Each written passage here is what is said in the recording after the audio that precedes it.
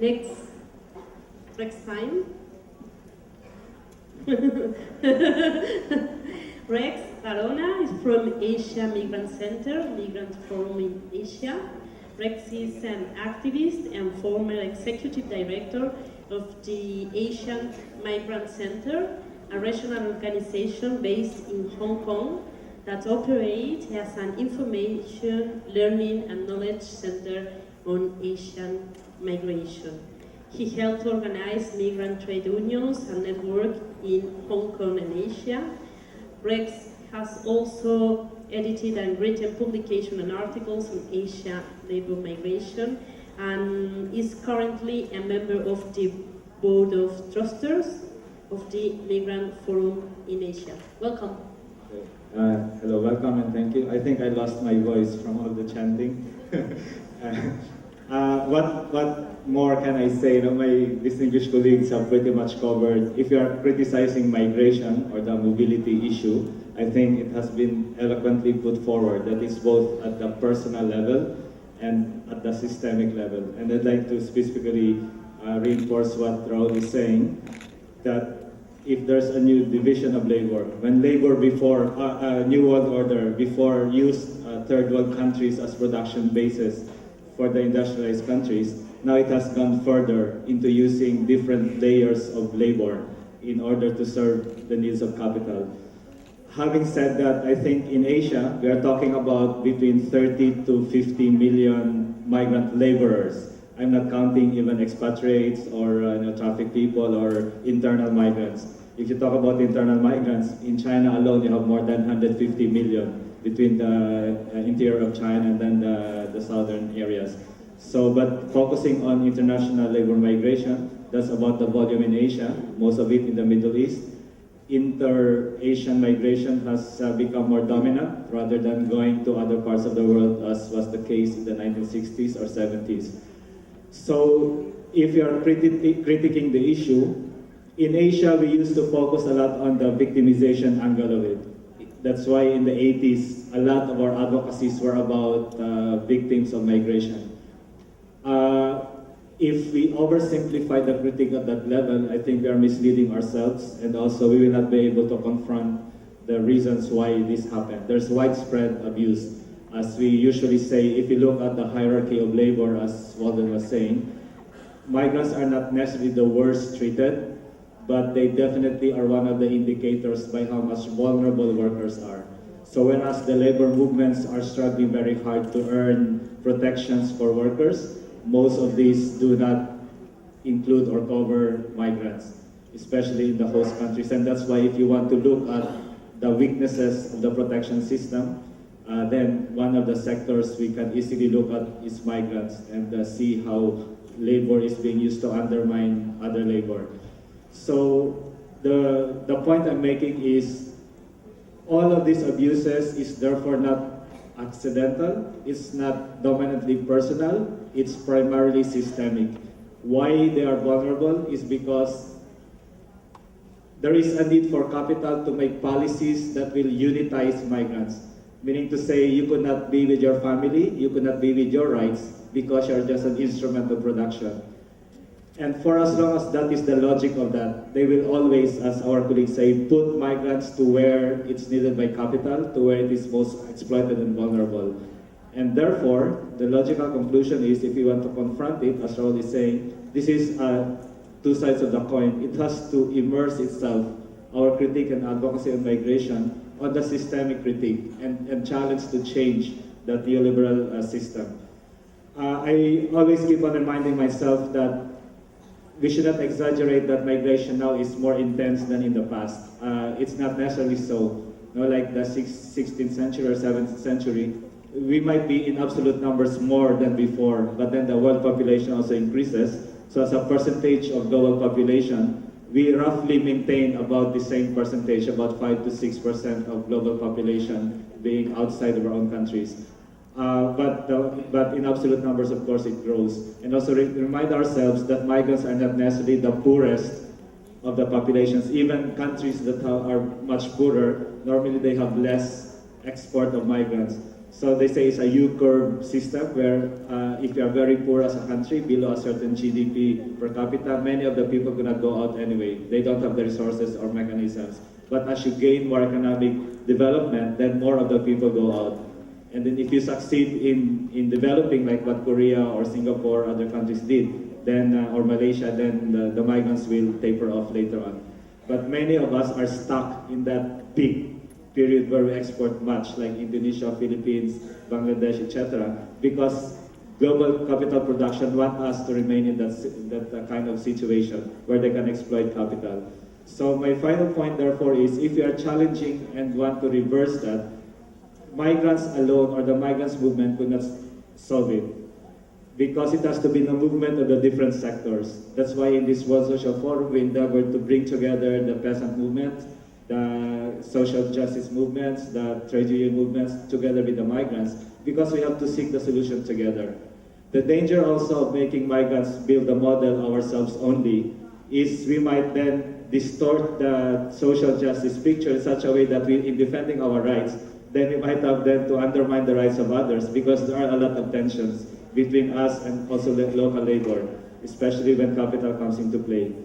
And finally, the asset that we have that perhaps was not there 3 centuries ago is we have more global social movements, and which is illustrated here. And that fact alone is the biggest asset that we have, so that then we not only think together, but really are in the process of building. So to end my part, it's not only another world is possible. William and MFA always try to say, perhaps another world is emerging. Because we have been building a lot of discourse together. If we continue on doing this together, then some change are happening. But definitely, the process has to move beyond policy changes. There has to be a lot of inter-movement building on the ground so that we can really occupy the spaces and challenge the global paradigm. Thank you very much. Thank you, Rex. The last speaker is John Bingham from International Catholic Migration Commission. John has just arrived from Mauritius, Africa, where together with many of the organization of this World Social Forum this week, he and ICMC organized the 7th Annual Civil Society Days of the Global Forum on Migration and Development. So I guess John is going to talk about also Shia MD. Okay, welcome. Thanks, Patricia. Thank you, and greetings from Africa. Greetings from our brothers and sisters who were in the other global forum this past week, talking about many of the same issues. Very much with the idea that another world is needed, and another world will only emerge with this kind of work there and here and beyond. So thank you. It's good to be in your living room here, Patricia. So many friends and thinkers and actors and movers and changers. So just a couple of things I would mention. In the Global Forum in Mauritius, a couple of things were most exciting. First, the great engagement, the greatest engagement of African delegates in the 6 years of the Global Forum Civil Society Days. So an enormous delegation of Africa-based actors and Africa diaspora groups from around the world, from the States and from Europe in particular, coming together actually months ahead of the Global Forum in a preparatory event in Ghana that Leopoldo was also part of, and then coming to the Global Forum itself. So exciting there. Exciting to sit with civil society broadly from around the world, international, regional, national, grassroots, and look at issues that the governments were also examining a few days later, with the idea that civil society perspectives mattered. And those civil society perspectives were on issues of migration and development. On issues of migration, they were rights-based, migrant-centered, holistic. And that message was clear from civil society across the world, across the regions, across the different sectors and the different levels, international, grassroots, and all around. On matters of development, the development was not just economic development.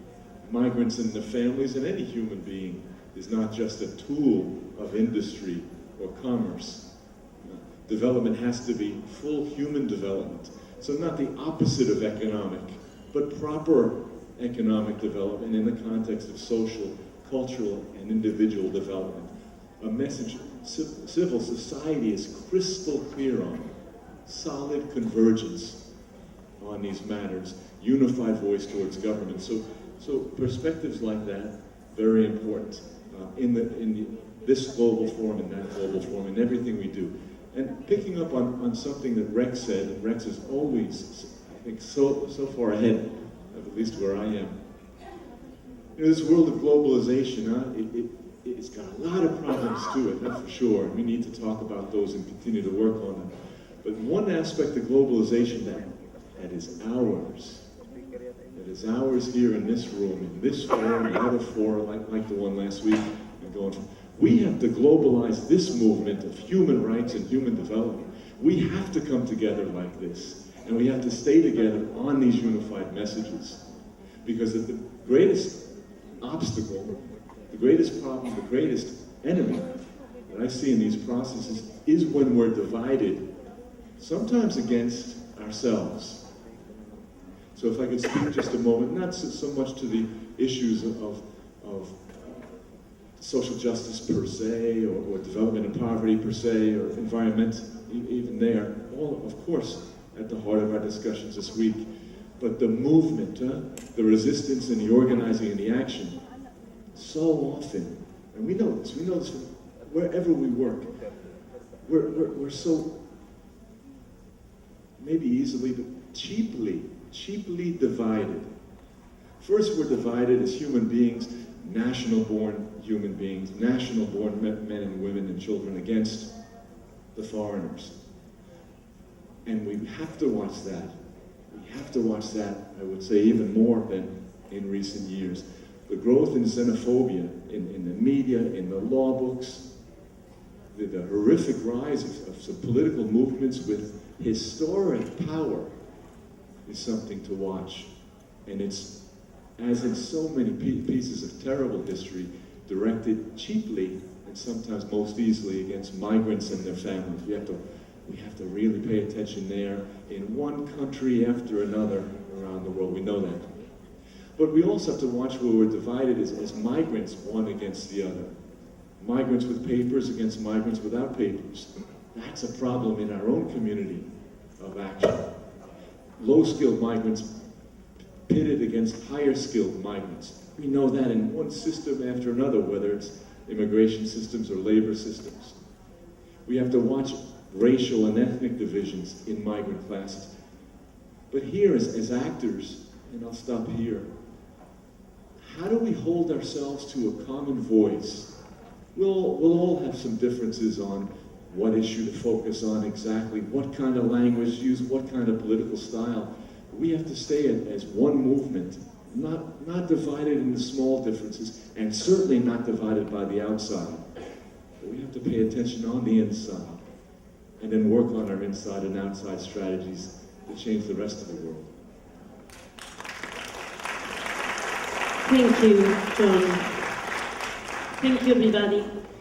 We have many questions, but I'll do just one for each one of you, because after this first part, we will talk with you, and this is the most important part of this meeting.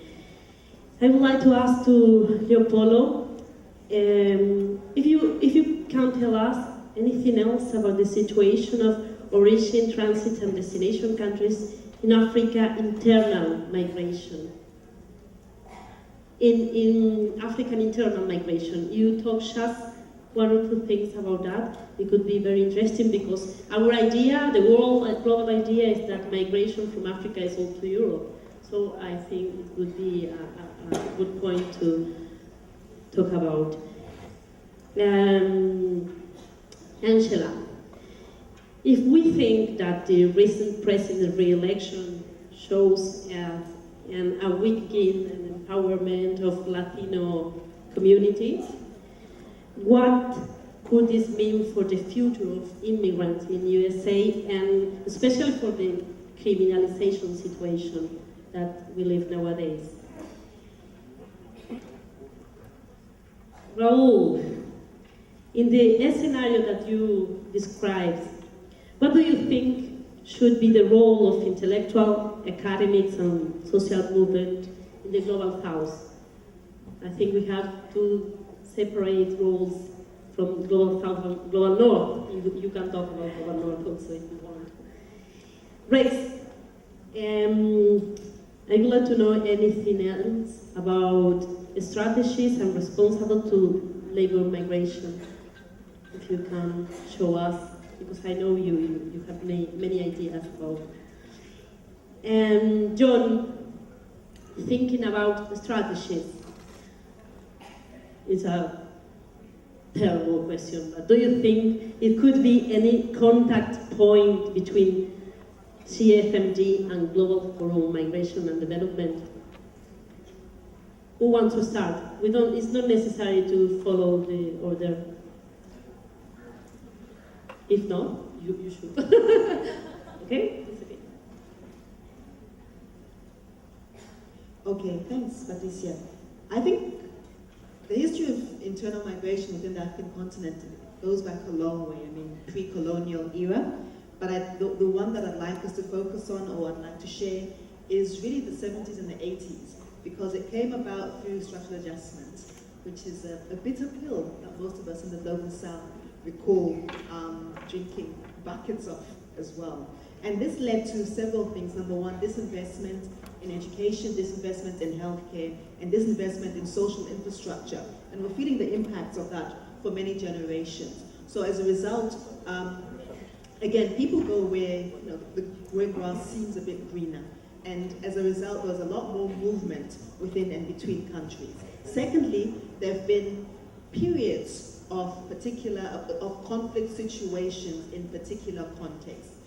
Example, South Africa, of course, which was in the midst of colonial struggle for almost 350 years, which is the reason why people like me were born outside our countries of origin, and then countries such as Uganda, which in the 1970s suffered under Idi Amin, which is where a lot of people would have moved, the Rwandese genocide, which most of us are aware of as well.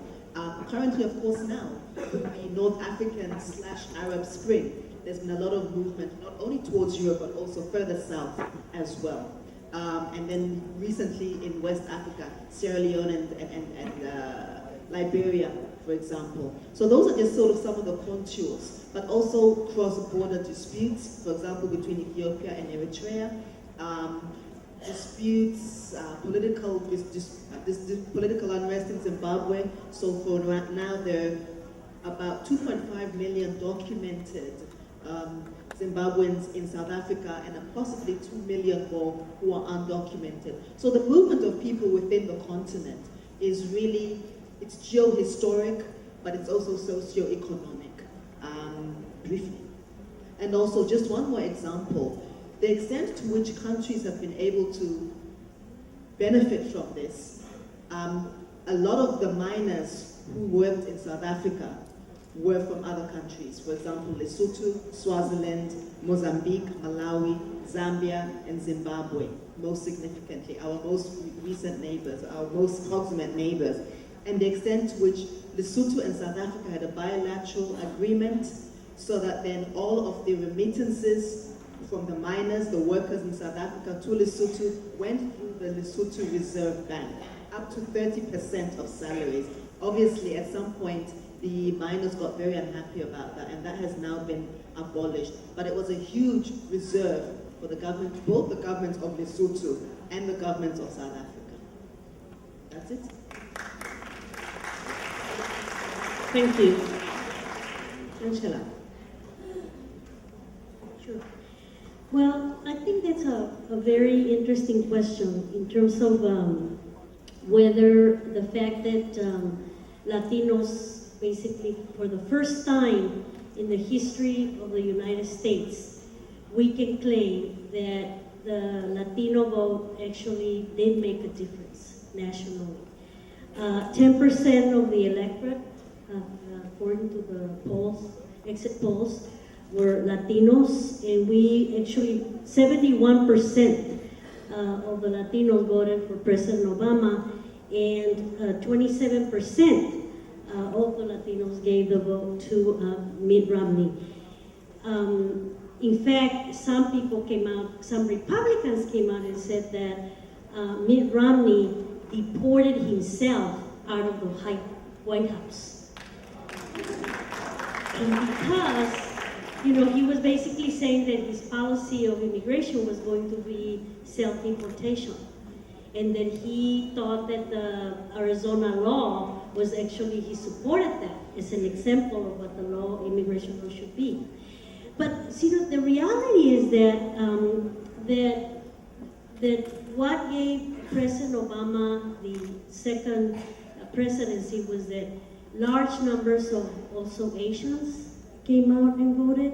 In Virginia, for example, the state of Virginia, and other states, Asians, Latinos, blacks, African Americans, and also white Democratic voters, women, and youth re-elected President Obama. It was not just the Latino vote. We were very important. And in fact, the next day after the elections, everybody was talking about immigration, the fact that President Obama was going to have to deal with immigration. And when he gave his address, when he talked about his second presidency, he made fixing the broken immigration system is one of his 4 priorities. But we have heard those promises before. So we don't think that President Obama is going to invest the political capital that he needs to invest unless we put pressure on him. And also, I think we need to make alliances with these forces that I just mentioned, with African Americans, with women, with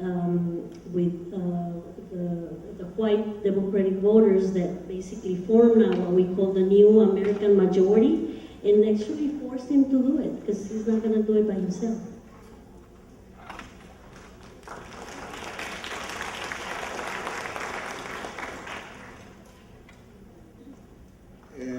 Well, I want to start saying that I come from a critical development studies tradition and the dependency school in Latin America.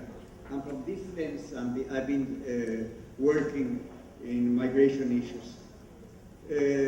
Regarding your question, Patricia, building a strategic platform for social transformation capable of fueling a counter-hegemonic social power is an urgent task in the context of the current global crisis and beyond. This task demands the confluence of collective knowledge and intelligentsia at the service of the working class in alliance with social organizations and social movements. We need, and we have been struggling for this, academics that reject being imprisoned in an ivory tower and are willing to work hand in hand with civil society organizations. One of the aims, I think, that we should strive throughout this World Social Forum is to transform migrant movements and social movements in more proactive and strategic movements and less reactive and defensive. And this, I think, is a very, very critical issue. And for this task, one of the main issues is to build, or try to build a social transformation agent. It has been mentioned many times in this table, in this group, that things are not going to change by themselves. We need to be active participants in this process of social transformation. And in this regard, the project for a counter-hegemonic social power cannot be postponed. It requires free, autonomous, an independent civilian organization. The project has already seen important advances, as evidenced by initiatives such as the International Peasant Movement Via Campesina, the World Social Forum, the People's Global Action on Migration, Development and Human Rights, the World Social Forum on Migration, the Global Coalition on Migration, and so on. I think that one of the most important challenges that we have is really to foster and contribute to the unity of social movements. And I will like to just end this part of my presentation with something that I mentioned in a union meeting in Stockholm recently. And I should say, workers and migrants and academics of the world, unite.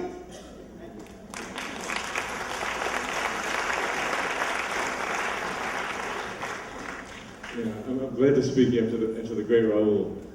You know, it's one thing to believe in it. You know, well, let me just say this: Raul is the heart of unity, and you know, to believe in unity when things are falling apart or nothing seems to be going in the right direction is really quite something. Here we are, huh? And Raul, you're right here, huh? Where things seem, and as Raul says, to be coming more together. We have so much, Raul read the list, so much that seems to be coming together.